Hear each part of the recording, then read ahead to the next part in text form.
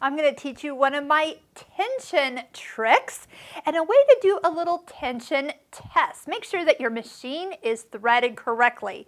So if you're running into any troubles, you're sewing and then the thread is just giving you that big nest underneath the fabric. So on the back side, if you've ever seen that ball of thread just look awful. So most people think it is a bobbin issue, and sometimes it can be. So just make sure that if you do experience that issue and you make sure you get all the threads cleared out of the bobbin area. If you haven't cleaned or put a little drop of oil in the oiling area, today this would be the time to do it. Get everything lubricated. So dry machines are not happy machines, and they do like oil once a day.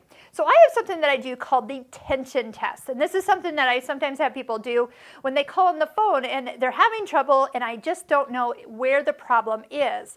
So what happens is when machines are not threaded correctly on the top, this is how we can tell. So first off, if your presser foot is up and your machine is threaded, I'm going to just actually unthread the thread from being underneath the presser foot.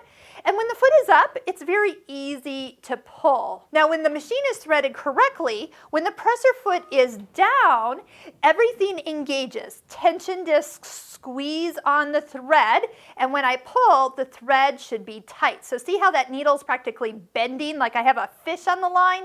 That means that my thread is in the top tension.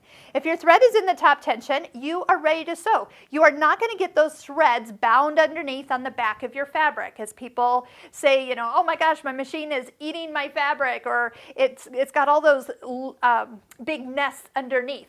If your machine is threaded correctly, now what do I mean by threading correctly? I mean that when you thread the machine, you're practically holding at the beginning and the end of that thread. As you bring it across the top of the machine, it is tight. You're threading the machine with purpose. If you thread very gently, sometimes the thread doesn't get in the top tension. If it's not in the top tension, when you sew, that really loose threads you see is the problem. So clip the thread, pull it out, set up to rethread the machine again. This machine is going to set everything up for when you thread it correctly. Make sure you're activating the threading area, and then you're actually holding the thread and pulling it down across the top of the machine and on the side.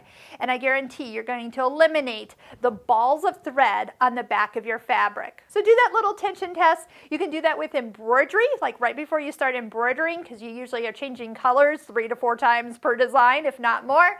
You're always threading that machine. Make sure you have a little tension before you start stitching.